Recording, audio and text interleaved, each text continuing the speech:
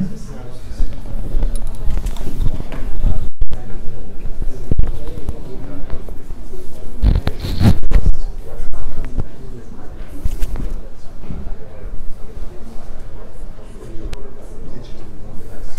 hello everyone, and welcome to our next crypto investors meetup here in Munich.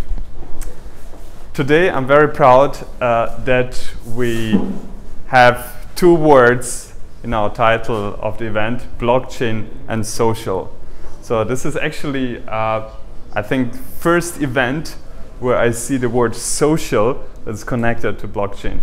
So I'm very proud that we have Professor Linga here in Munich, who is going to present his vision on this topic. And as you can see, we're here again at this nice location, Wayra. Wayra is our host tonight. We're very thankful for this great location. So we'll have a presentation from Professor Linga first, and then we can stay here for a while. We can go there back in the kitchen for some networking. There'll be some beer, Brezen, and Apfelschorle. Yes, just please note, we have our drinks. So if you're going to beer, please go for Augustina, not any other beer. It's in the fridge. Okay, so I think for this we can kick off. Thank you very much. Right. Well, good evening, everyone. I have to tell you that you must be the oldest blockchain group I have ever talked to. So, about February, I was talking to a supermodel called Supernova. She's in Paris, top 3 model in the world, and her partner said to me, "You are the oldest man I have ever met in blockchain." So now I feel at least there's some other people who are almost as old as me. If I can just switch this, may I? Yep, thank you. Right. So what we'll try to do is keep this about 45 minutes and then 15 minutes of questions, if you don't mind, or however long you wish to ask. So this is where you hope it comes up and it doesn't. Ah, thank God. Okay.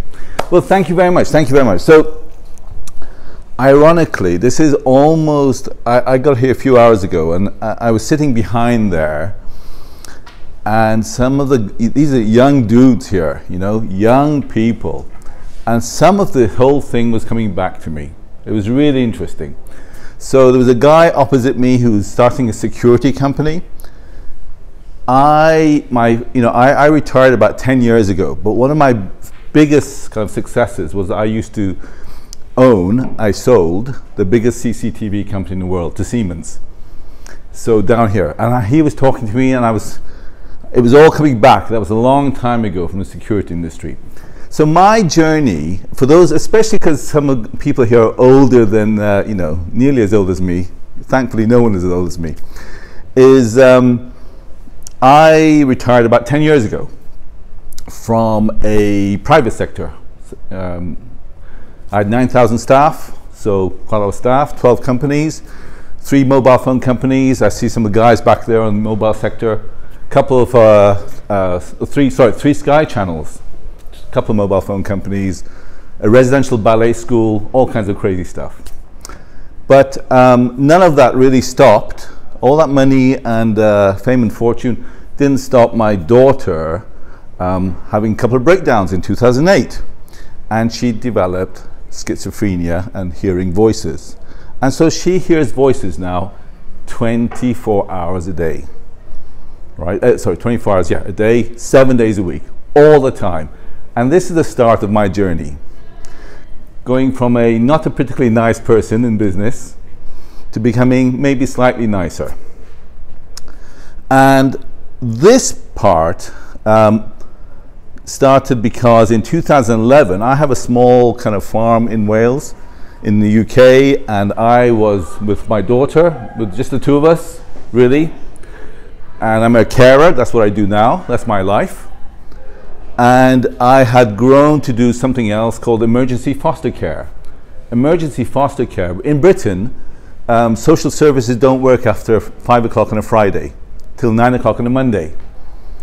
That's because nothing bad ever happens on weekends, right? So social services don't work. So they rely on people like myself, and when children have been highly sexualized on a Friday afternoon, I have to tell you, after 3 o'clock, the social services, or abused or physically, or some terrible, terrible things have happened, they bring them to us emergency people, and our job is to make them live till about 9 o'clock on a Monday, sometimes till Wednesday. And so it's very stark, and you're not always successful. They don't always live till then. All right, so it's a very focused time, and it makes you think a lot about your past and about the way forward, etc. But this journey, I wasn't that bright, and this journey started basically in 2011 when the Prime Minister of the UK had a big think tank called the Big Society, and they now have this kind of everywhere in the world. Welcome, come sit down. Be cool, go on the bean bags. Now that's cool, right? That's cool. If I went in, I couldn't get up again, so you're young enough. And the Big Society is a concept that many governments have, which is as private sector funds recede, as public sector funds recede, they have no money, so they look to the private sector to move value from private corporate sector into the community through civil society, what we call third sector. So it's a blended solution of public, private, third sector or civil society and community. And that's something I did have some experience of. So they asked me to become the impact investment advisor to this big think tank for David Cameron, the Prime Minister then. And we did that gig for 5 years to the end of 2014. And during that time, we set up a bank called Big Society Capital, 600 million. But the other thing they did was quite accidental, and this whole journey has been accidental. A couple of universities gave me a fancy professor title for no reason whatsoever, at all. In fact, when my daughter heard that I was now a professor, she said, "My God, you can't even read. How is it possible? You're a professor." And I went, "No, I don't know either." But it became, and during that period, they went, "Wow, you're clever now in government. Why don't you do something else for us as well? We'll commission you. We'd like you to solve a problem in banking we have, or help to solve." At that time in banking, there was a guy called Bob Diamond, who was CEO of Barclays, big corporate bank. In fact, my existing CEO now was one of the senior people in Barclays. And they said he does not seem to understand. It's not quite right that he's going to pay himself $18 million bonus in 2011, 3 years after the crisis. Because he said, and Bob went, "Well, but it's my money, it comes from Dubai, my shareholders. They love me. I'm compliant with the law. What the hell has it got to do with you and the government?" So governments love league tables, ranking tables, right? Because with ranking tables, they can grab you by areas that you don't want to be grabbed, and they can pull you up and down. Your university is too high, your hospital is too low, your school is too whatever. But they don't have a ranking table of corporates, because the ranking table, the league table of corporates, is actually your quoted companies, right? And I had one on NASDAQ and another one AIM on London markets. So, and they only represent financial value, and Bob and the bankers were absolutely compliant with the law. They said how we get measured is by financial value. What's wrong with me paying this bonus to myself? And to be fair to him, he had paid $75 million to himself past 5 years, and this is nothing extreme. Banking, that's the kind of money you get.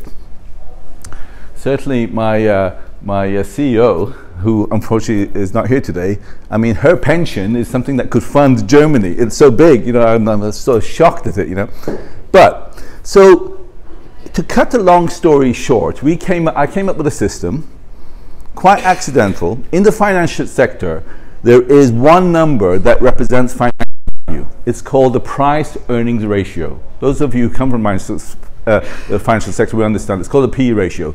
If you look at like the Financial Times, you'll see price of a share, yield, and PE ratio. And I came back and I said, let's call it the social earnings ratio, because PE plus SE is total value. Your financial value plus your non-financial value is total value. And when people go, what the hell are you talking about? And I go, look, it's very simple. Here you have beautiful cars, BMWs, Mercedes. But frankly, you're paying 4 times the price for a BMW than you would, for example, a car from Czech Republic, right? And it still gets you in traffic, the same time, the same distance. But what it does, it makes you feel empowered. Non-financial, sexy. Has anyone had a G-Wagon here? I mean, you know, I can assure you, you'd have to be stupid to spend that kind of money on a car that is the most dreadful car you can drive. But it makes you feel you are something special. These are non-financial value. And in every product, every process, every organization, everything we do in our lives, there's a very large component of non-financial value. In fact, many of you will have iPhones, and you may recall 2 years ago when Apple said, by the way, we are now the world's richest company. On the same morning, they announced that 32 people commit suicide making iPhones. The same morning. It's Foxconn, the factory in China. They're nets because they throw themselves over the thing, balcony, because it's so dreadful. And what did we do? We went, that's terrible. Oh, but I love my phone. It's actually really quite pretty, okay? I love that non-financial part of it.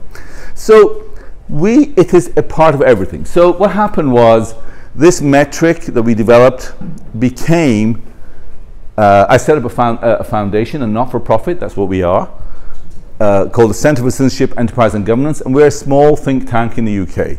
We're about 125 academics, we're about 50 analysts, and now 13 blockchain, of which half are coders. 30 is not a big number, is it? But in blockchain, it's considered to be humongous, because it's such a new thing. And we only heard about blockchain, I was like some of you here, I heard about it in May last year. So our progress has been very rapid. And in fact, we are in the 7 days now of an ICO, which finished, we're 90%. So this is the last 7 days. Thankfully, I won't need to talk to anyone for a good 7 days now at the end of this. But let me explain where we came in. So we went out to measure companies first. That was our first commission. And we came out with a system that measured companies and their non-financial value within 10 seconds without even speaking to them. So what we do is we digitize value, we then turn sentiment into financial value. That means I say, I love you, €4.50. Right? Horrific, isn't it? The idea that you put money against sentiment. And we use fast data, so we do it under 10 seconds. So for a quoted company like Barclays, we give their your share price against your non-share price, okay? Your non-financial value, every 10 seconds. And we thought, what the hell? Well, who the hell wants this anyway? It was like we did the commission for the government, but you know, we did some banks, but that was it. In 2013, 2013, we automated it on a software platform, and then we went, oh, big deal.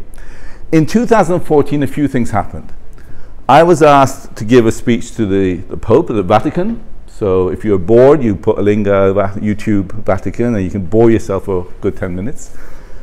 And at that time, they said, do you know it's the fastest adopted metric in the world, in impact metric? I had no idea, because my life still is about, I'm a carer, that's my life. So we came back, and the UK government asked us to develop a metric behind one of their laws. And every country has these laws. In the UK, we have one law called the Social Value Act. It means that you cannot do public sector procurement unless you deliver social value. So if I want to build a railway or a bridge from this side of Munich to the other side of Munich, let us say it's 1 billion euros, you've got to deliver around 20%, 200 million euros of social value to get the contract. Suddenly, CEOs and their board were very interested in multicolored children and loving trees and helping society, because you don't do it, you don't get the contract. All right? And I was one of them before, right? So I know exactly how they think. So we developed a metric, and we became the guys and now we're about 20 times the size of any other measurement operator for that law. Theresa May, before she became Prime Minister, she brought out a law called the Modern Slavery Act. We are now the biggest metric for the Modern Slavery Act. We now do 5 different commissions in the EU on non-financial value against laws. And in India, in Mauritius, in Indonesia, they have a law called the 2% CSR law. 2% of your for large companies, medium to large companies, of gross profit must be spent on corporate social responsibility. That means we measure the impact. So we found ourselves a little niche where we grew quite rapidly just by measuring. Then we started measuring personal value, family of art, the value of art. What is the value of art? The value of all kinds of things which no one used to measure. Mostly, let me tell you, it was about backing laws. Okay, government laws, and really no one was that interested outside the sector.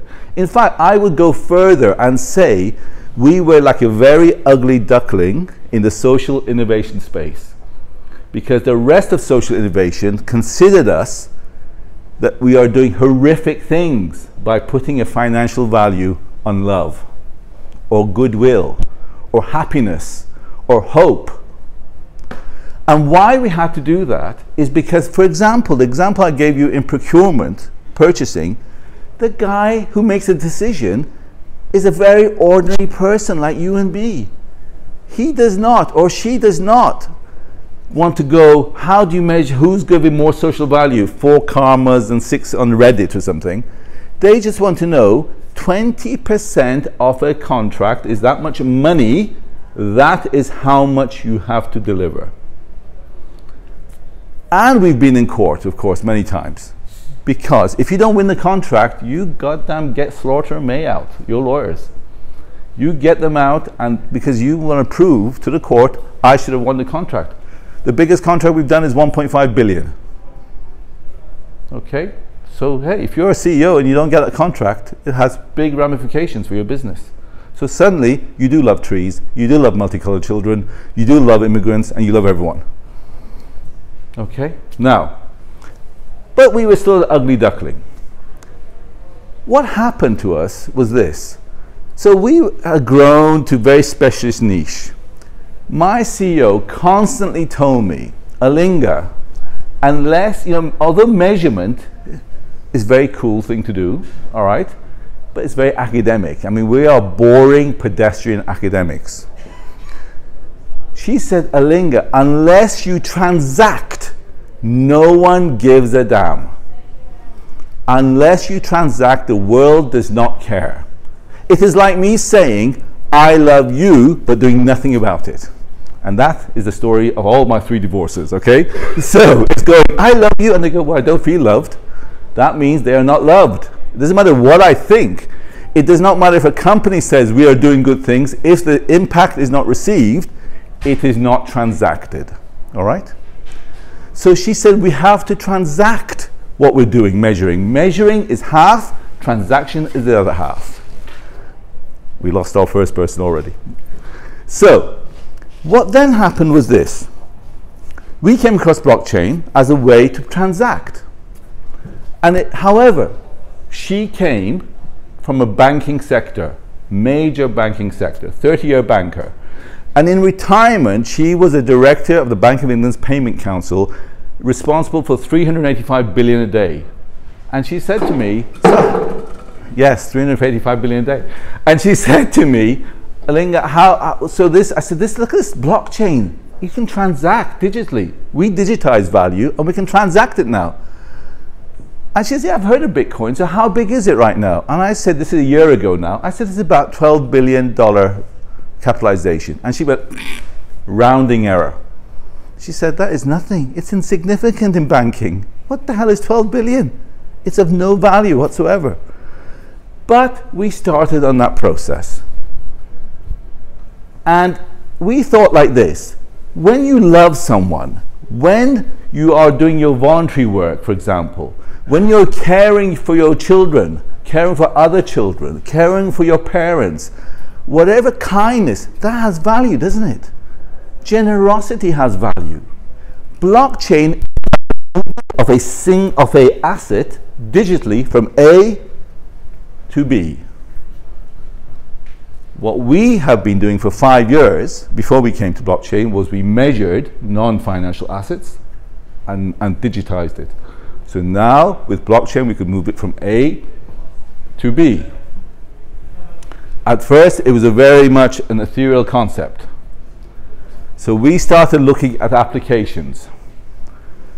Ours was social tech. We look at hum tech. On the 10th of November we got a big conference with the United Nations in New York. We have offices now in New York, in Shanghai, in Chengdu, in Zug. This is over across the road from here. And we started seeing where we can apply these things. And the theoretical framework is like this. This is a block of financial value. Let's call it blue. And that's a blockchain. Or it's normally asset value, let me put it that way. And when people speak about blockchain, great speakers who, much greater than I, who speak about it, they usually go, the biggest use of blockchain is going to be in the social sphere. And their next sentence is always, and now banking, because it's very hard to not talk about something which is tangible, right? But in our theoretical framework, we have made a living about what matters, and we say non-financial things matter, and the block of value is the red, and that's a total block, and we call that the Seratio block. Now, some of the people who really helped to inspire us is we presented some of our ideas. We had a big conference at the University of Cambridge last year, and this guy Chandler Guo came. He's now one of our big advisors. Who is Chandler Guo? Well, let me show you. Chandler Guo, if I was to show his picture, right, so Chandler owns about $4.5 billion of Bitcoin. Big. He owns around 1/3 of Ethereum. Big. I was in Switzerland, again this Thursday, Friday, and some company was trying to pitch to me that they're going to make server farms in Switzerland. Yes, and I also had the same reaction. I said, it's like having Bang & Olufsen make all your PCBs for a consumer item. I said, it's not going to happen. This is one of about 20 farms he has, server farms in China, and there's many of those. You can't even see the end of it, can you? Right? So this guy is a big guy, and he went, I think what you guys have done is I think you guys have developed something which is more than Bitcoin. Now, we're not going to pretend to you that we are a replacement of Bitcoin, nothing like that. We are a small outfit. Our ICO, the Seratio ICO, is only $5 million and £5 million. It's nothing. It's not what some of these astronomical figures you see out there. So we're quite kind of humble in where we're going. But forget the writing here. These kind of adverts we were putting out before we came across blockchain. We always said, what is the currency of financial value? That is the dollar. We wanted to find out what is the currency of non-financial value. And we used to put out these adverts in papers and so on because we wanted to see what other people say. We are an open source organization. Everything we do is open source. We're not for profit. I haven't taken salary ever. My CEO hasn't taken salary. We do not, okay? We've been blessed in the former career. So let's now talk about some real case uses. We've had about now 40 commissions, but only 9 worth talking about, which are because there are only about 9 are worth more than £1 million each. Right, so next week I am opening one of the speakers in the Faith Investing Conference in Zug. It's part of the Social Impact Conference, global conference, which happens to be in Zug next week. Faith investing is humongous. If I said to you, you're going to start a business, some of the younger people, and I'm going to give you 1.9 billion users immediately, Islam coin.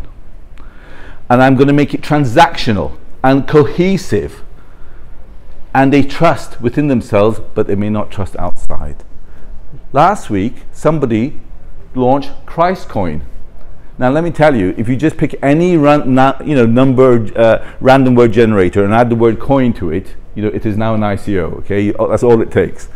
But the idea that you would reward someone who behaves as a good Muslim, not, for example, against the laws of a country, not against any crime or hatred, but within a community.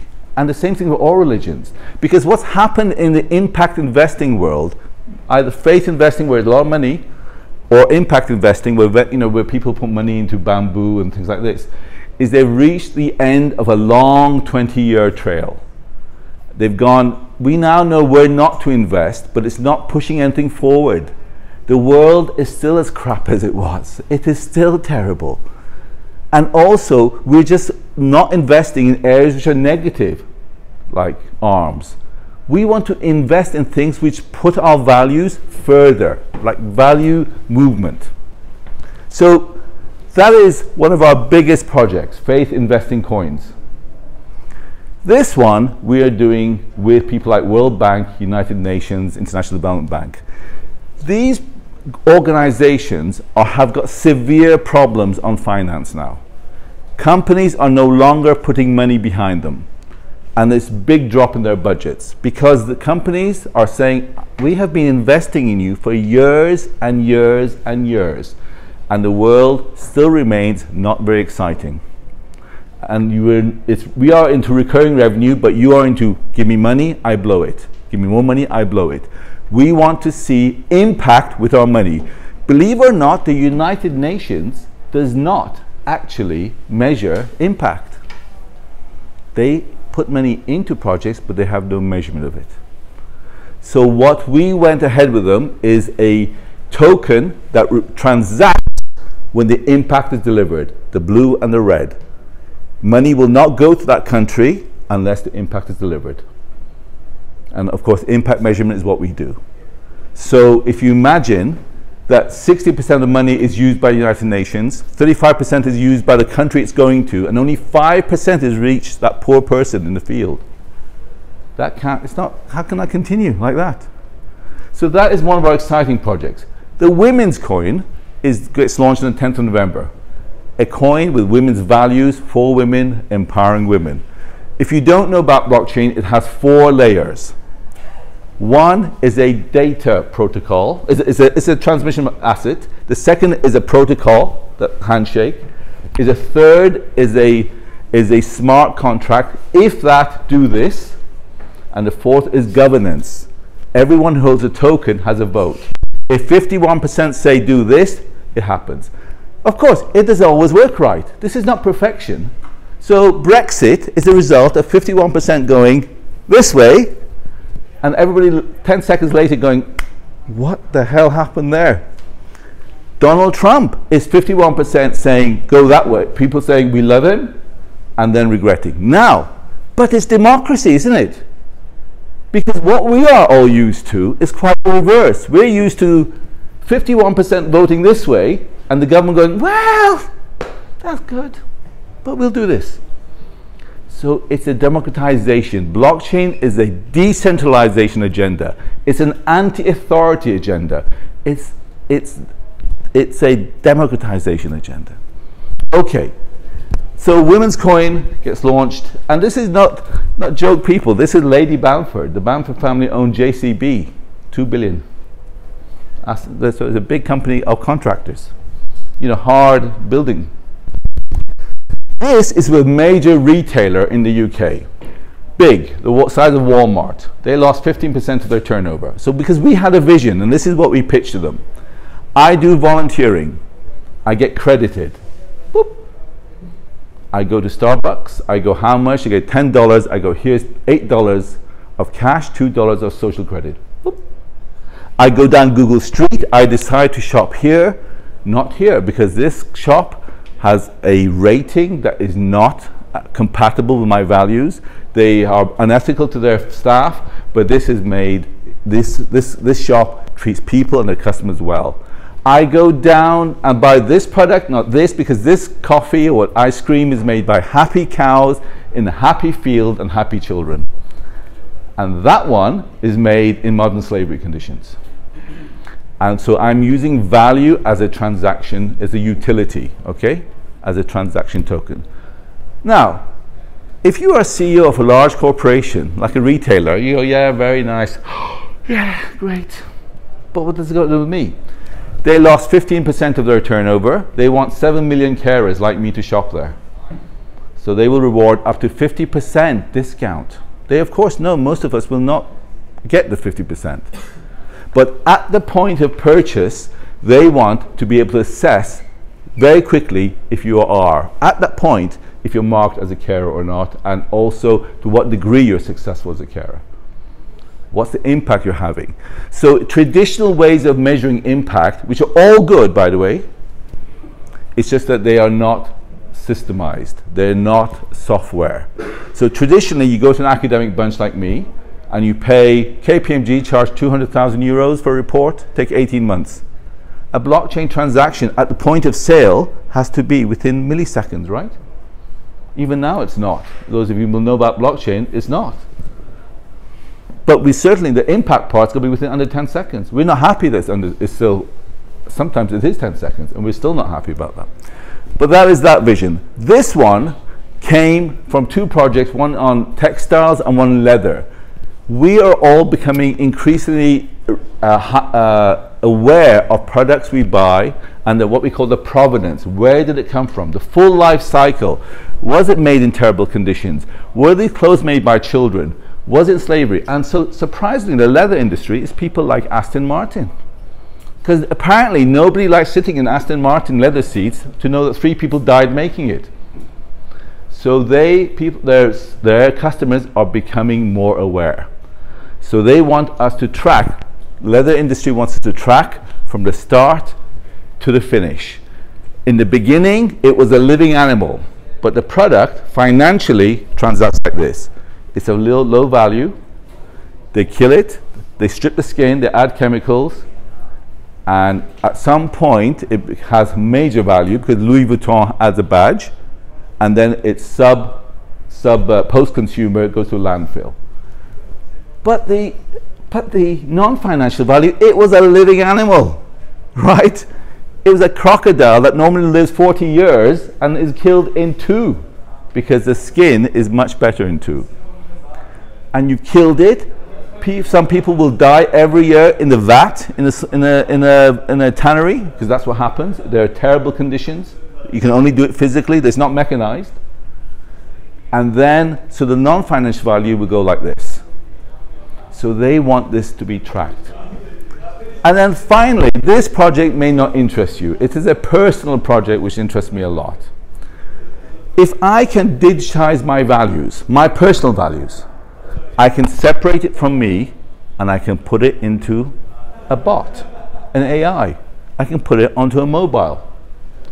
We're all used to seeing Alexia and Siri and Cardona, whatever, do this, do that. At the moment, what they do is these devices tell you actually what physically is going on. They go, the lights are not on, the temperature, what's the temperature right now in Munich? It'll tell you. But it's not my partner, is it? Now there are a new generation of bots that can contain my values. I can say, what would my dead father have told me to do at this point? Tell me what those values would have told me. So this is, some of you, I've got this terrible phone from Samsung and it uses something called Bixby. Who's got Bixby? Anyone here?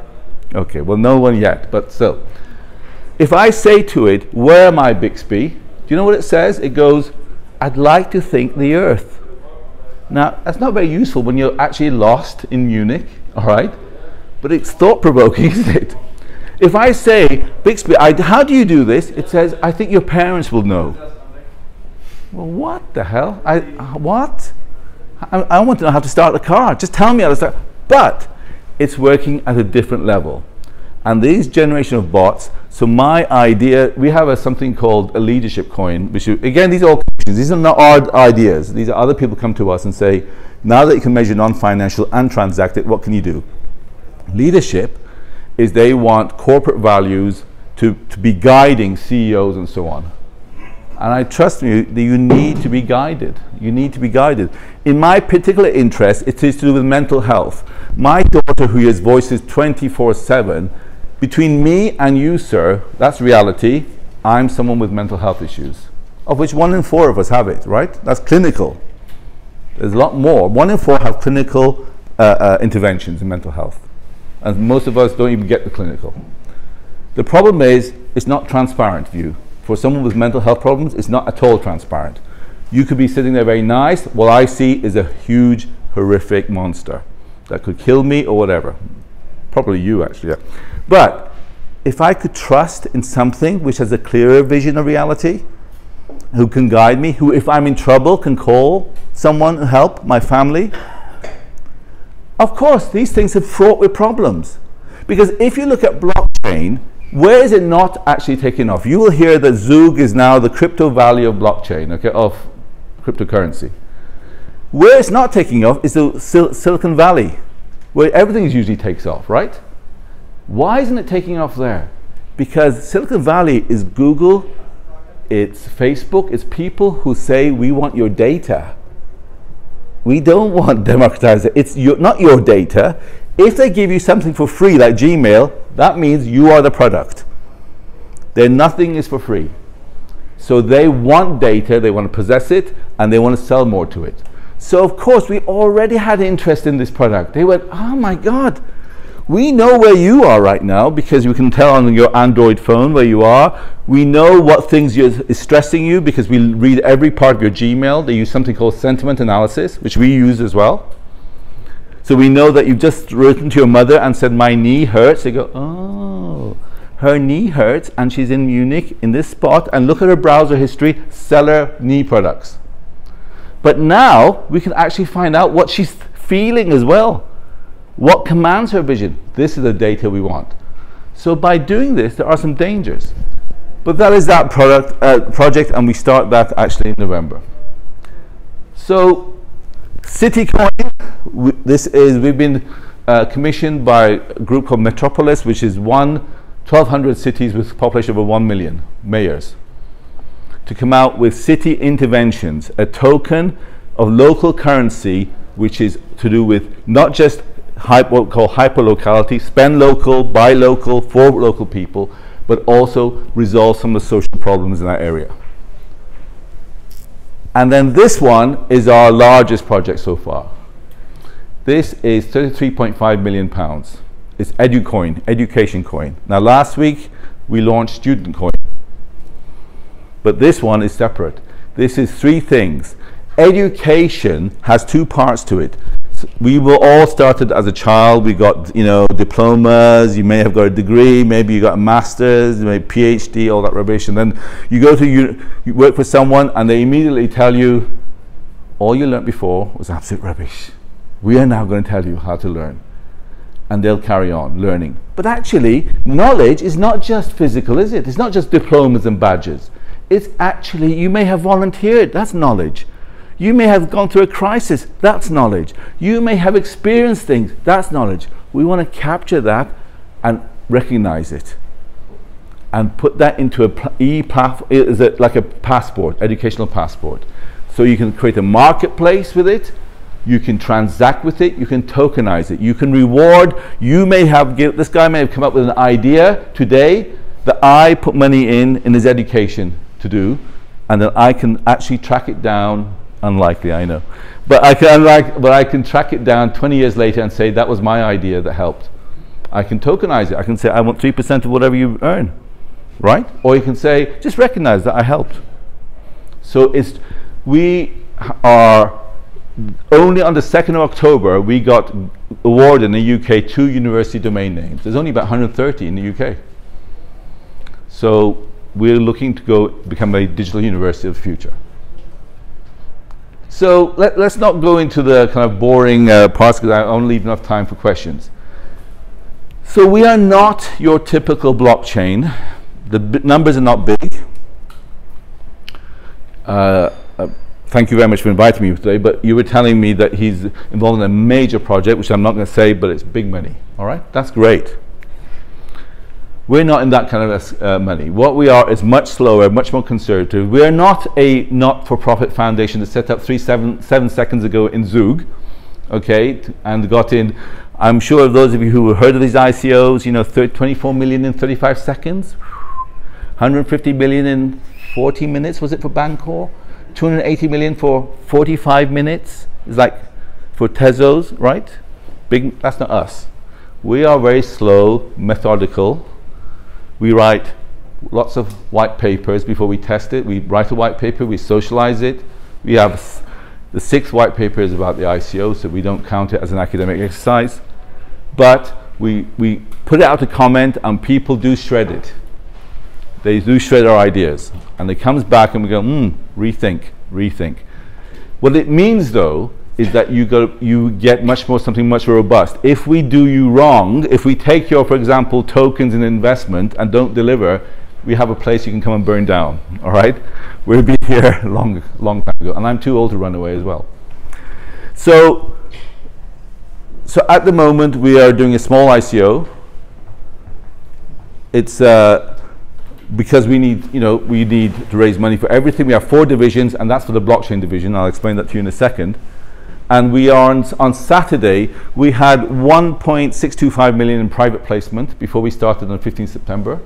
We had, in 2 weeks, from 15th September to the end of September, we had 1.75 million. Mostly from people who are first-time investors, because we take normal cash, not just cryptocurrency. Because we're under UK law. All right, we're a UK ICO, the first, in fact.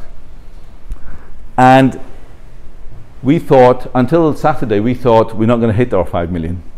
And then Saturday, we got a consortium, 5,000 Ethereum. That's about 1.2 nearly million. Of course, it fluctuates. So by the time this speech finishes, it may be only 1 million. I don't know. But so we're now about 91% there, 90% there. So we've got 7 days. If you can help us in any way, so I gave a speech yesterday to Austria, and some guys came forward and said, we've got no money, but we'll help you on the bot. And we go, great, we love you.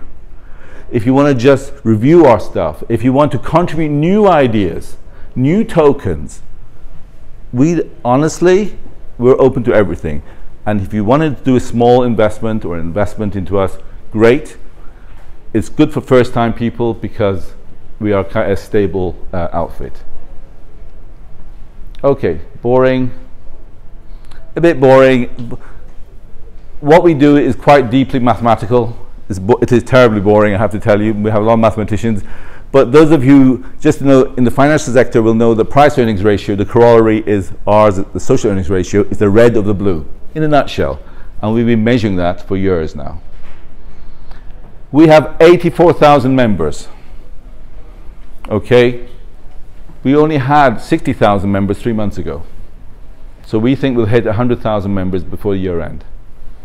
We're quite an active not-for-profit group. And what's interesting about that is the 7,000 C-suite executives, morons like me, who used to sit there with 9 houses empty and 7 cars empty. And they are joining. And I'm really happy about that. When you're running a stock market company, all you care about is your share price. You don't, honestly, nothing else drove me at all. Nothing else. I wish I could say I was enlightened that we came up with this. It wasn't. It was my daughter who sacrificed her health for me to gain these sort of ideas. Okay, so we publish journals. We have our own journal. We've got another one now out, but the first edition isn't being printed till November. It's called a Social Value and Tangibles Review. This is probably the only crowd who knows who this person is. Okay, most young people go, who the hell is that old woman there? In fact, when I entered this room into here 4 hours ago, the young kids thought I was the janitor. All right, and I said, can I sit on a desk? And I could see him going, what? The janitor does internet? What the hell? What the hell is this? But the these are people who came to us and said, we'd like to be on the front cover because of our reach. So Sharon Stone is an old Hollywood actress. Only men know who that is, really, because of one scene she did. The rest of us don't. But she was interested in our personal value proposition. Why is that? It's this. When one of the things that we are critiqued about a lot, and it's true, and I think it's got a very valid criticism, and it was my daughter who came up with the criticism first, is this. All my arguments with my daughter have always been in the car. So the first one, big one, was I was in a car in a fast lane of a motorway, and I said, oh, listen, this was before her mental health issues. I went, oh, shut up. And she went, I said, you can't hurt me by all your words. And she went, smack, punched me. My glasses went in the third lane, we smashed the car. Now, she taught me a very good lesson. She could hurt me, all right?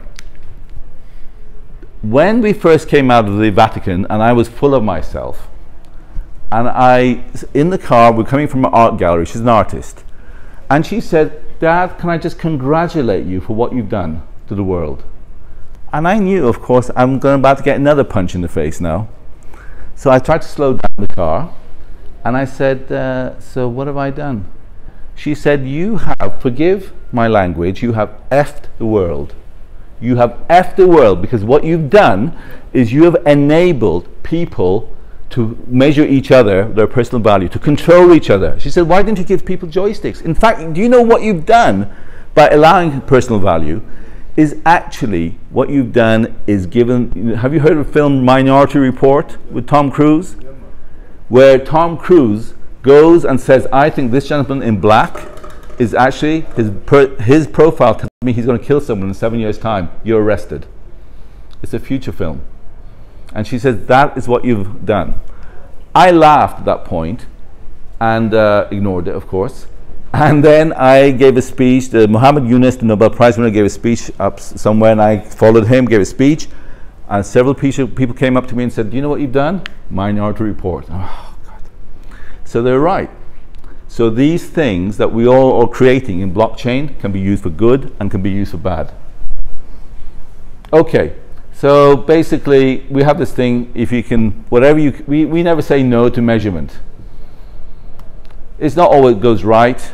This was the Vatican who called it the God metric. It's not the God metric. It was a great piece of PR that they produced for us, thankfully. They handed it to us on a plate for us. But I think what's interesting are the corporates who now come to us for advice and consultancy and platforms to measure. So these are names you would have heard before or you're using already, all right? Because they're all getting it, not fully, a fraction are getting it, that actually price is not the only driver of commodity, that we make our decisions based on other things. Okay, so 4 divisions, I won't go through it. Blockchain, metrics.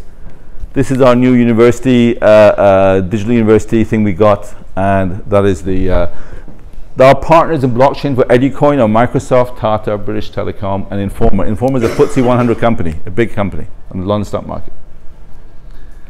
Okay, so if you're thinking of ideas for yourselves about blockchain, there are many great ideas. Our focus is on the stuff that's around here. Things like care tech and faith tech and circular economy. We are interested in the transaction part. We do not want you to buy tokens. We don't want you to buy the Seratio token and just sit on it. There was recently in September, the editor of Bit News in America said, I'm only going to recommend 2 ICOs, Seratio and something else. And then he said, and at the end he said, but sell it in 3 months. Which was tragic, right? Well, no, we're not interested in that, because the big problem we have in cryptocurrency world is this. There are around 2,000 cryptocurrencies out there. A lot. But they're not interchangeable. There are 3 solar coins. They're not interchangeable. You could be a vegan and you could be a vegetarian. I could say, you could sell me something with a vegan coin, and I could go to the vegetarian and say, I'd like to buy off. And they go, no, I'm sorry, I'm vegan. I'm vegetarian. What?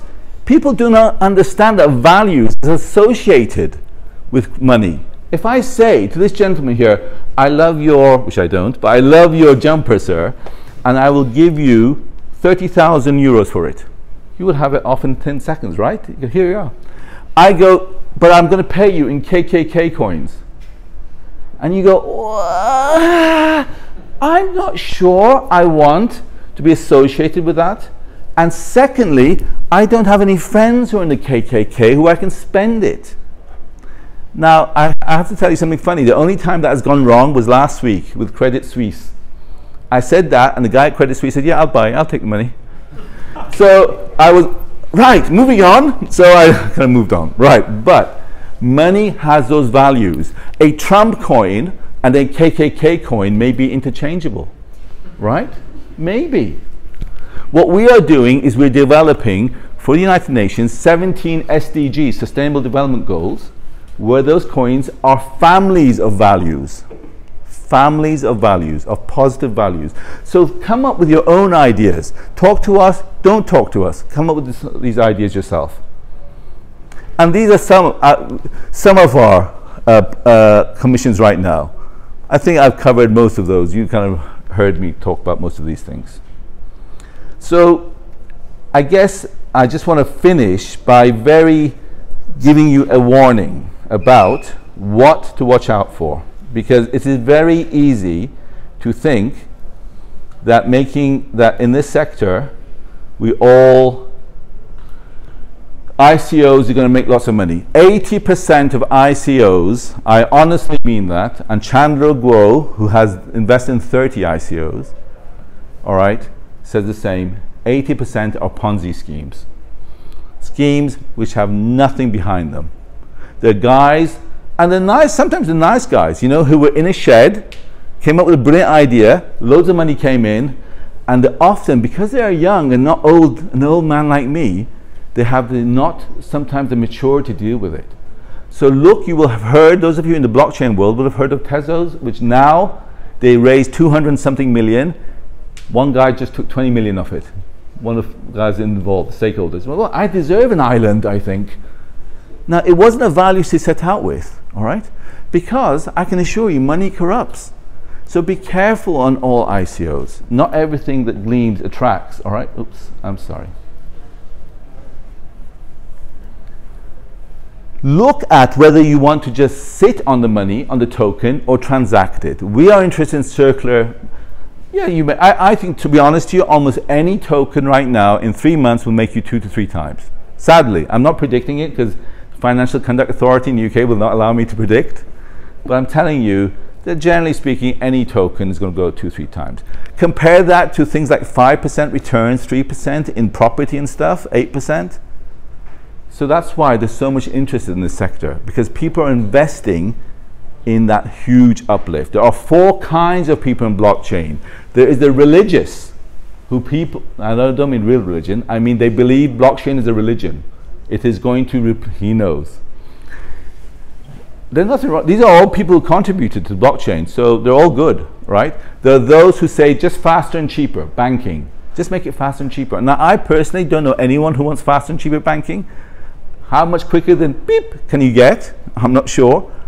The third are people who just speculate on the currency. They buy it and they sell it, maybe the next day. And the fourth are people who believe in the evolution of technologies, considered to be the 4th industrial revolution. The reality is, let me tell you from our experience, as soon as you try to do major change using blockchain, the first time it comes across the enemy, which is reality, it falls over. So we're doing a big project in Yemen. Oh, where's the internet? Oh, yeah. So, you know, things just watch out for. Okay. Look at where it's based, these ICOs, because the regulations change continuously. The night before our ICO, we're talking about after months of talking to the Financial Conduct Authority in the UK, they rang me on the night before. They said, we want you to change something. I said, well, in 14 languages on our website, how are we going to do that? So, well, these things change, but look where it's changed. Look where are the laws were stable. I don't know about Germany, forgive me. but the laws about ICOs are becoming regulated everywhere, which I think is a good thing, by the way. It means people like us still stand. Look at the history these companies have got, or these organizations got. People, in my experience, who form a not-for-profit 10 seconds before they do an ICO, I go, come on, come on. How could that be, show the values? How, you should be in that sector before. There are people who call themselves with nice social names to get the investors in. And two guys came to us having their banking license withdrawn by Bank of Russia. And then they came and they were now launched an ICO and they got 5 million. And we go, come on, how is that possible? But, so be careful, look at the history of these organizations. Okay, I think, you know, I've done enough talking. Yeah, and look, do read the white papers. Most people don't read the white papers at all. Now, it's very boring, so people normally go by just a recommendation. Truly. Most crypto investors look, see, do you have a white paper? Yes, don't give it to me, I'm not interested. Who's recommending you? Okay, that guy's rich and made lots of money. Okay. Is it a pretty website? Do I like the name? Do I like the name? All right. Seratio, what the hell does that mean? We haven't attracted lots of money. We don't actually, we don't know what to do with more than 5 million. We wouldn't know what to do with it. But it needs a nice name, all right? Because you need to be aligned to it. Okay, I think, you know, can I, if I may, we just finish there? Because what I want to now ask are any questions and the debate, because I think, you know, that's much more interesting, the debate about where is this all taking us? What are the challenges? Blockchain is not the panacea for everything. It is not. People will talk about blockchain, that they say it basically makes your kids go to Oxford and Cambridge, your sex life becomes amazing, and you become a white person. It's like the panacea of a perfect solution. It is not like that. It is a new revolution. It is absolutely breathtaking what it does. Absolutely. Some of us are old enough to know the early days of the internet. It's just the same. It is a revolution happening. It's exciting. It's too exciting. You know, I am looking forward to the end of this month. I'm too old to run. We, you know, raising the money to put a new CEO in that division, because I can't run this like this anymore. You know, we have a whole crew of 7 in China doing 32 cities. We have one person doing 9 in Dubai today, 9 cities. We have old men and old CEO women doing Europe, because we can't travel as far. But it's a young person's game. It is something for the next generation. It's not for me. But it does have a lot of pitfalls as well. Blockchain is used in China. Our biggest partners are in China, of course. The biggest university that has all the government contracts. Blockchain is used in China to control, not to emancipate. They can know on a blockchain, in a public ledger, where everything is, where you're spending, what your new social credit is. They produce a social credit to put on blockchain. So it's something we should all debate about. Thank you very much. Thank you.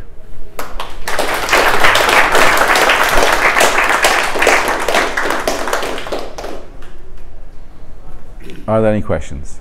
Sir? Yes, thanks a lot for your enthusiastic talk. You mentioned the democratization power of blockchain. And what about not looking at the application layer, what we talked today, but below the surface, where the bits and bytes are, I think then nerds, it's a rather small circle of people who make the divisions. Suddenly you read about a hard fork, okay, they do it that way. And on the other side, now big companies jump on a train and they influence it, but not in a way of democratization, but empowering their own business. So I 100% agree with what you say. So if, for example, Mr. Chandra Guo, our main man, okay, with about 4 of his colleagues, I'd say like this guy, with 4 others, maybe 6, could decide which way Bitcoin goes, right? I'm not accusing him on camera because he's my friend, right? But he's in Dubai right now with our colleagues, and as is Eric. But, so 51% isn't, someone said to me, it's like a sheep and 2 wolves deciding what to do, all right? So, we've tried to steer away from that, because what we've tried to do is say alignment of values of communities, cohesive transactional communities. You know, whether it's religion or it's people belief systems, because we all have those rainbow values. I don't like dogs, but I have a farm. I don't like, you know, we have rainbow values, all right? So I think in certain areas it works very well. In our area it works very well. But I have to say, I mean, there's another Bitcoin fork coming on. A fork, for those of you who don't know, is where the group of people who own the token, the Bitcoins, go from this day onwards, this is going to happen. And it happens. All right? And some dreadful things have happened as well. There's one in Ethereum called ETC ETH early on, last year, where they formed a company. The history behind that, very quickly, they formed a company which is not a company. It was called the DAO, the Distributed Autonomous Organization. It does not have a company. It does not have a board of directors. It has no shareholders. They were going to raise $5 million, and they ended up in 6 weeks raising $150 million in America in May 2016. And it was by code, because Chandler believes, and if you watch his videos, he'll tell you, on video, he'll say, code is law. Except when the code is wrong, right? When there's a bug in it. And when there's a bug in it, someone will exploit it. Last week we had 10,000 hacks. The week before we had 1,500 hacks, attempts at hacks, you know, on our ICO. Because as soon as money comes in, 20% disappears usually. People hack your wallet. In Switzerland last week, somebody was very upset. I said, "What's wrong with him?" And he said he lost 95% of the ICO. 95% in a hack. They put the money in a public wallet. For those of you in blockchain, can you imagine anyone doing that, such thing stupid as that? And they just went, "Well, that's very nice. I don't even know how much money. Well, it's all in there." Gone. So we have this thing where you know, we're using one of the biggest lawyers in the world, Eversheds. You know, I don't know if they're here. I'm sure they're here as well. But we use code checkers and regulators. And code checkers, we came from the nuclear industry, from the train industry, railway, because if there's a bug in the code, you know, people die, right? And my software guys said, and these are people who founded ETC, some of these guys, they said, "It's perfect, the code is locked, it's perfect." And I said, "Let me just check it. Here's some money, go and check it." And they came back and said, this, and we went, "Oh my God, oh my God." And truly, every time someone rings you at 3 a.m. because there's a hack, you lose a few stones, right? Or a few kilos. Yeah? Next question, please. Question about maybe I feel in your presentation, thank you very much, it's very interesting that this social application of the blockchain, but I see there's a social side and there's I would say marketing side. Right. Now, don't you feel that there is a certain sense of conflict of interest? Right. By using data which is gathered, like you're saying, on sentiments, way of life, whatever is gathered in this big data. Today, everything is gathered about us. Yeah. And to sell it at one point to Red Bull. Right. And to use it at another point for the UN. Right. Is there a certain sense? So if we were to do that, so the answers are, your point is absolutely valid. I'm going to give you a better example of it that we do, which is wrong. We don't do that one because we never sell data, all right? We just don't sell it. But what we have, which is very close to your criticism, which is absolutely correct, is people say, first of all, by rewarding volunteering, you're corrupting it. You know, yes, let's say you did something good, and I go, here's some tokens. Yeah, no, that's just corrupting. That was something you did out of your heart, of goodness. You're corrupting the whole process in that. You're tokenizing and thus financially making, you know, you're corrupting something which is pure, which is meant to be hope and stuff. And I think that is a big, big danger. You know, and we have made mistakes, you know. So what we try to focus on is on capturing the things that people do and sampling it. All right. So in other words, you do good. We want to be able to say we can't capture all the good that you do, but we want to recognize when goodness is done. Many companies, talking about Red Bull, come to us. I can't talk about Red Bull there, but many companies who come to us don't appreciate that. A company, no, I can't sign so many NDAs, I can't say any company. Right, but companies often do good, but they don't capture the good. Sometimes they do terrible things. One company, which is in this country, came to us and they said, why have we rated them so poorly? They said, we spend 15 million a year on corporate social responsibility. And we went, the reason is, on our metric system, you give 4 checks that amount to 15 million a year. Correct. Do you know who they go to? Go, well, do you know what happens with it? Do you have any idea if it's helping children or anything? Do you even bother to measure it? Corporates will tell you we measure profit, right? We measure turnover, sales.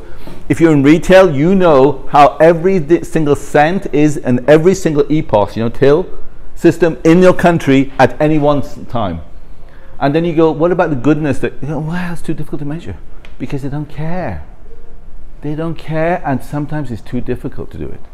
Well, if I may, no, please, come to please, the next point. please. You were talking about UN, for example, Yeah. measuring the exact return on, Yeah. on the payments of relief, of war, Yes, yes. disaster relief, etc. I mean, in these situations, for example, Africa war relief, they need the funds to come in order to feed the people. They can't rely on the ledger where they will have to first feed and say, we've fed them. And then we see the impact. That's not possible. I mean, in theory, yes, but in practical, they need the money come in to pay for You're right. this. So how... Those are historical. So what we do in those cases is look at those NGOs, what they've done in the past.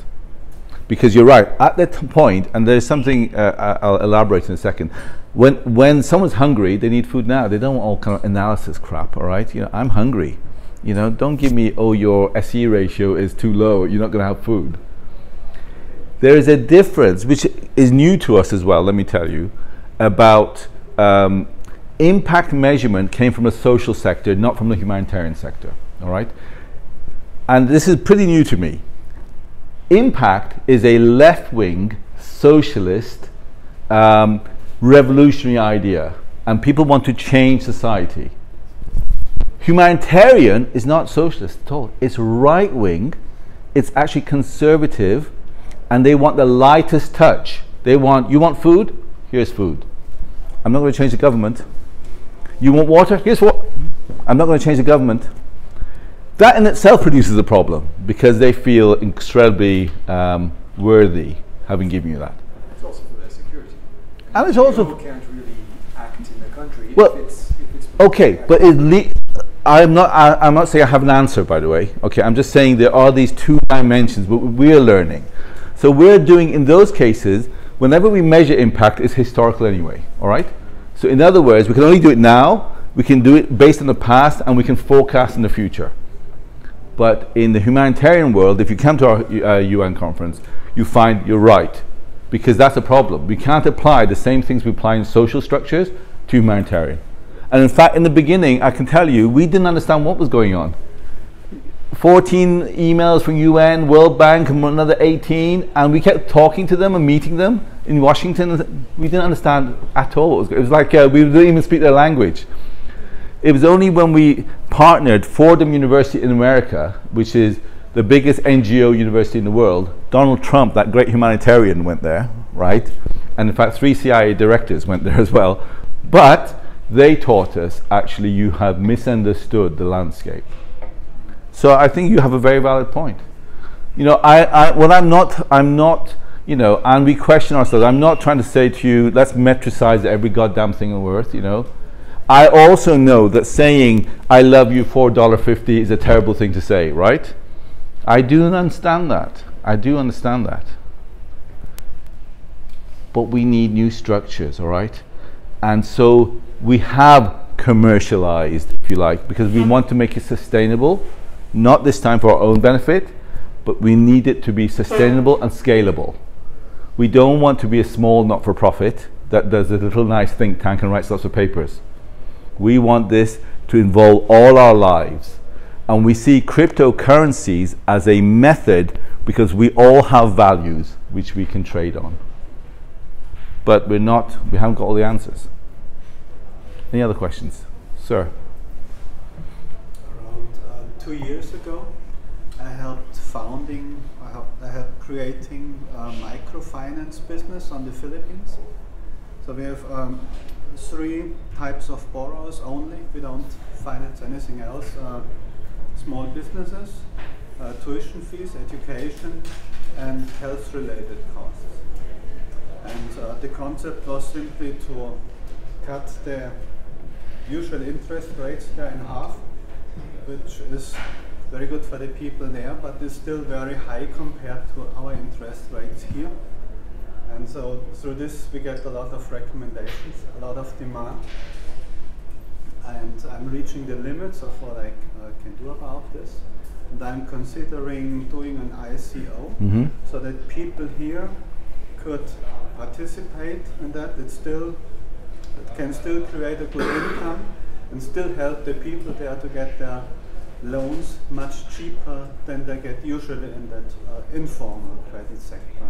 So what course of action do you recommend, and how would you make such an ICO known? So how do you prepare it, and how do you make it known so that people know about it? Okay, I think it's a very good question. I think there's kind of 3 ways.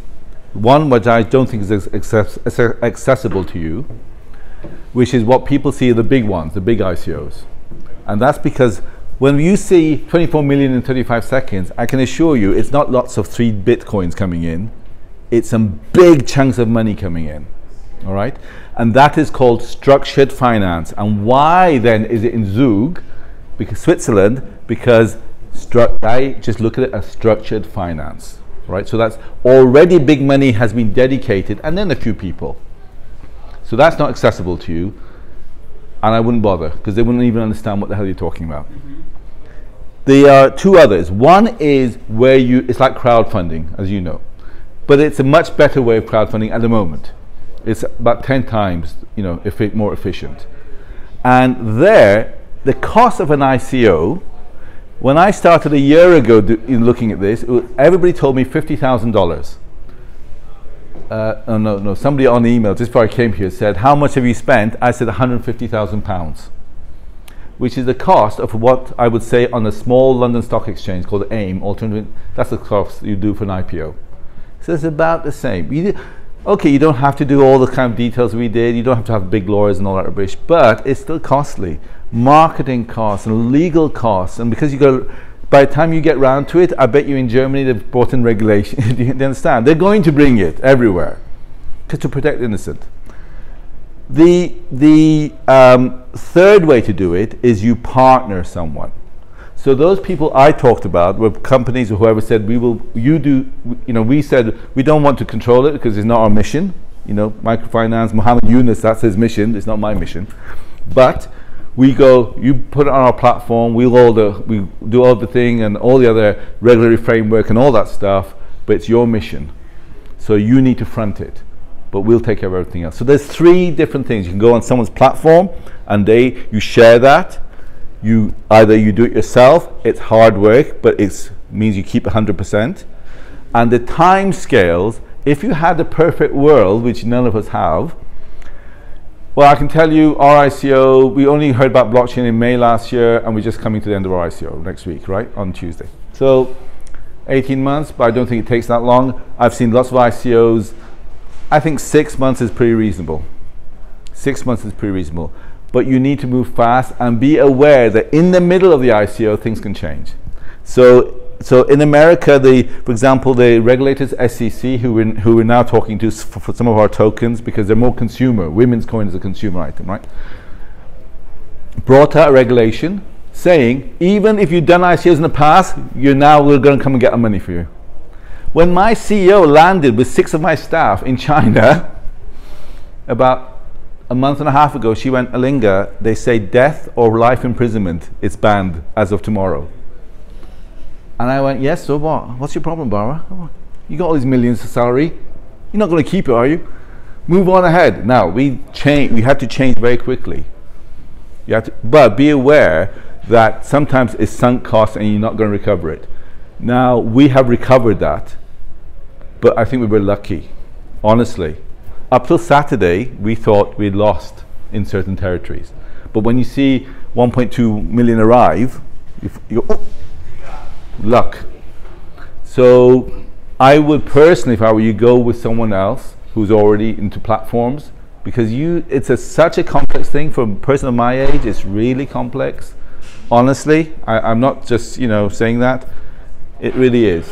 And I think you can easily lose your way and waste time and money. Any other questions? Sorry?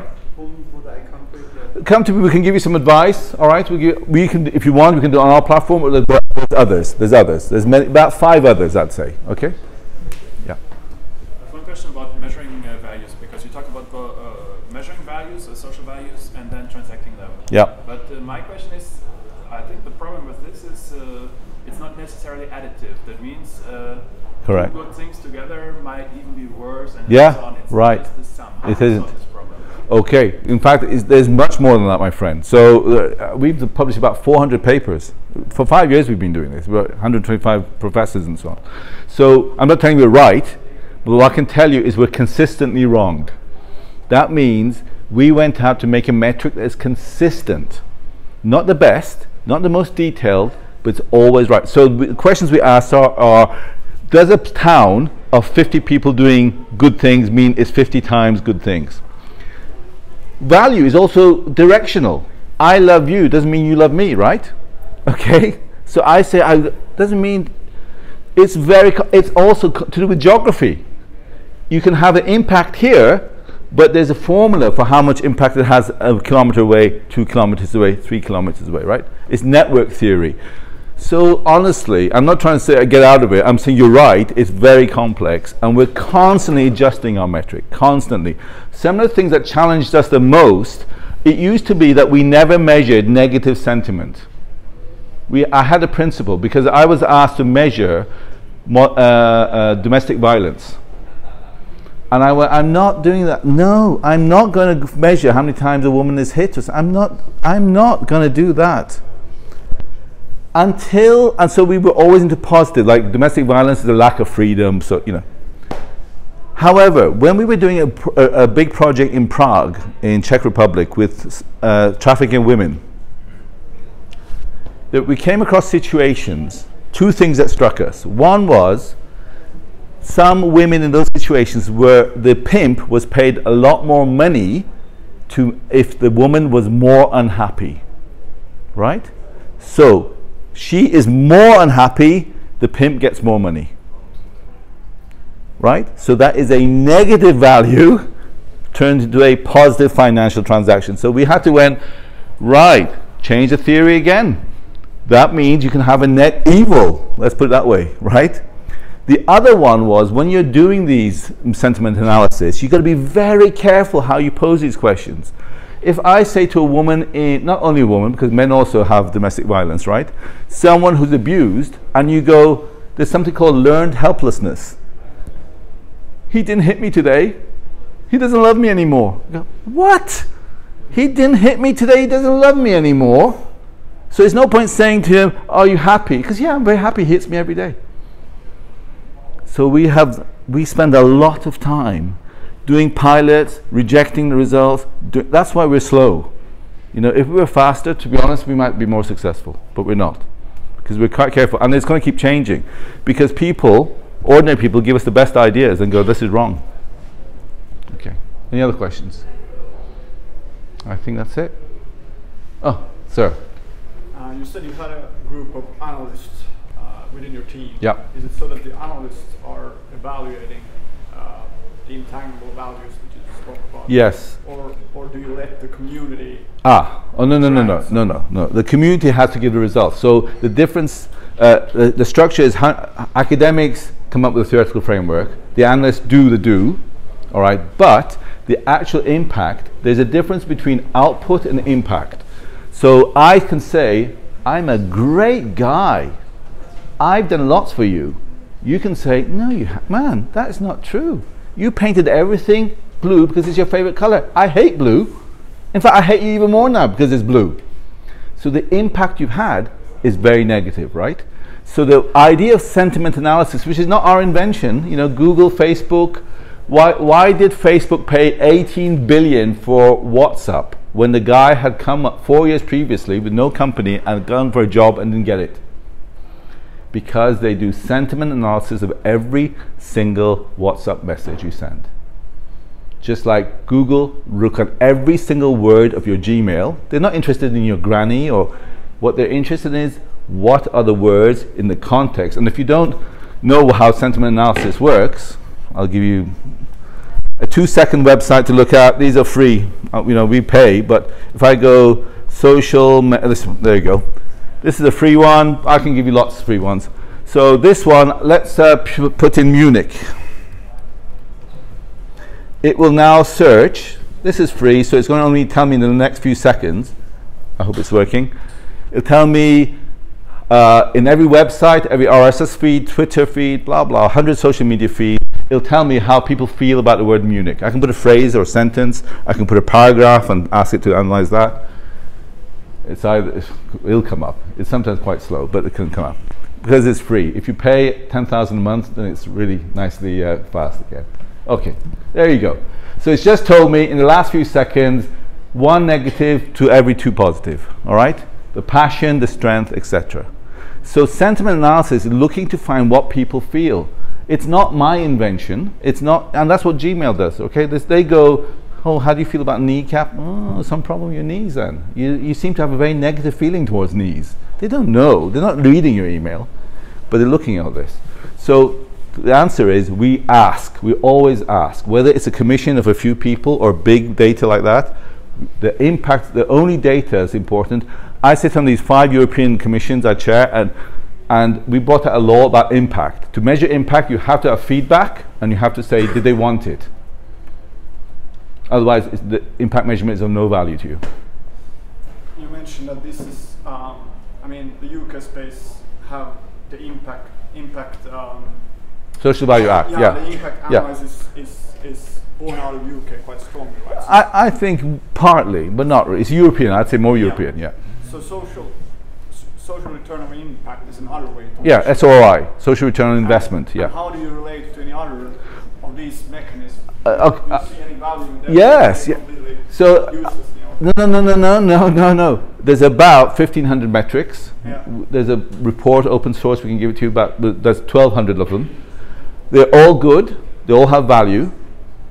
We focus on where it's very fast, very cheap, and very quick. So SROI, for example, takes about 3 months. It's going to cost about 3,000 to 5,000 quid for a consultant, and it's good. Yeah. But it's of no use when you're sitting in front of a shop doing a transaction, right? So everything has its uses, different uses. And what we have learned to do is, because we know we're only a leading metric in a very small niche, the SE ratio now translates from all these other metrics out there, SROI, whatever metric you want to give, environmental metric, and translates it to put on the blockchain. Because for those of you who don't know, the blockchain cannot contain much data.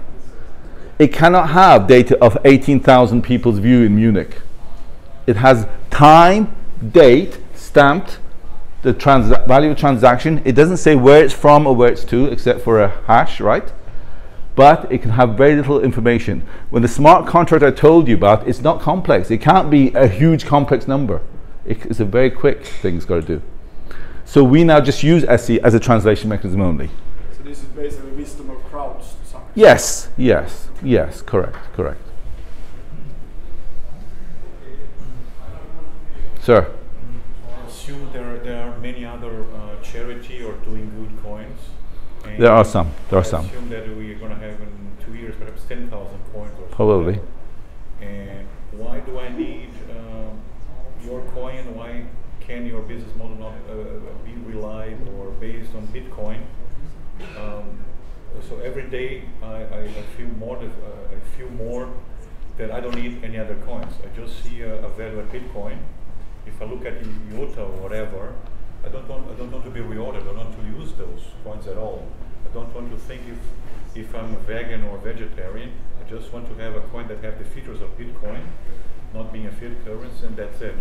Why cannot be rewarded or invest in your business idea or support your company just sticking to Bitcoin? Okay.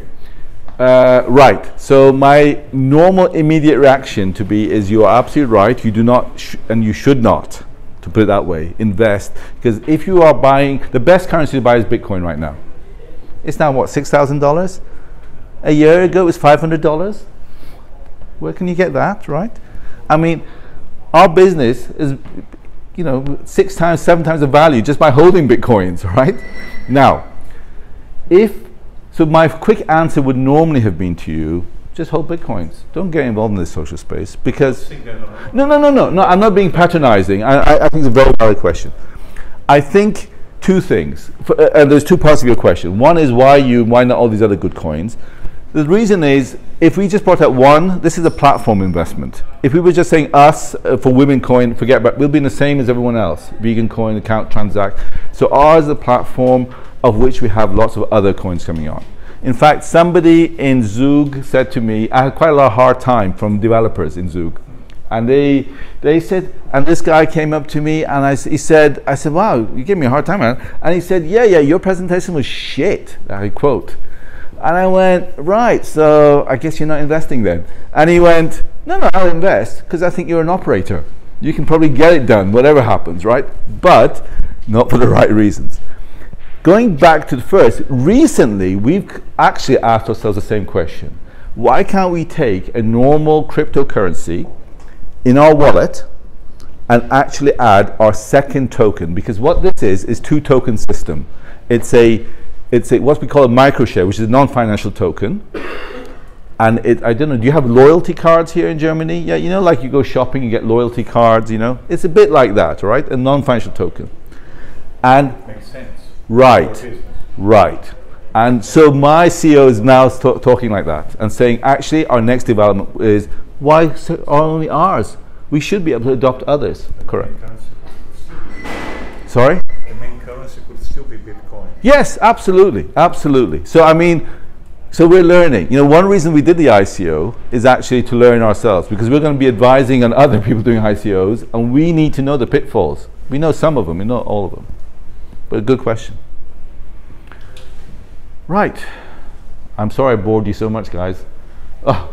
One final question. What Sir. are you doing with the money from the ICO? 4 million is what we're using.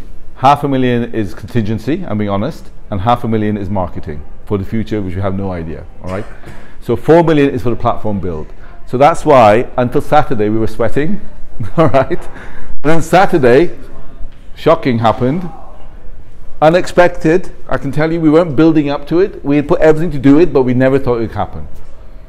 And it's not much money in terms of the big ICOs, but when 5,000 ethers came, we go, whoa, oh, thank God.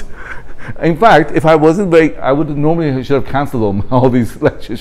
Thank you very much, I don't need to speak, but it's not true. Ours is a mission. It really is a mission, all right? So what we're doing in our case, part of that formula is we're constantly recruiting because we're kind of quite expanding in other sectors, but it's to bring on good senior people. One of the things we have found difficult is to bring on good people. Not because there are not lots of great people, but either they have the skills, operational skills, like corporate skills, but they don't have the heart in it. And we found that doesn't work. I'm surprised. I recruited 3 super senior people on, 5-figure salaries. They did not have the heart.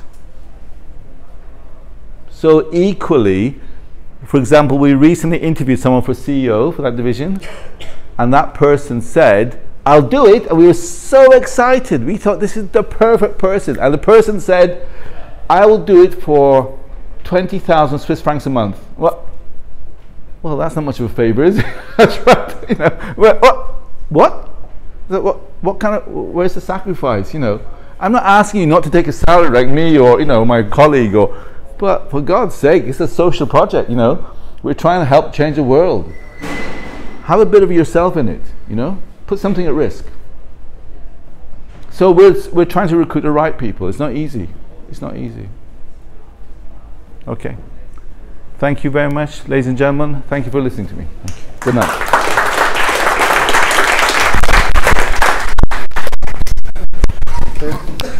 Thank you. Thank you very much for the presentation. So, yes, like always, we'll have a chance to have some networking. I think Olinga will stay for a few minutes with us, so you can also ask him some questions privately. On the other side, you'll see there's some Brezen, some beer. Please take only Augustiner beer. It's not that it's not just the best beer, of course. But, that's our beer. Other beers are not from us. And yes, you're welcome to come again. And if you have interesting ideas to present or another topic for the next meetup, please let me know. Thank you very much.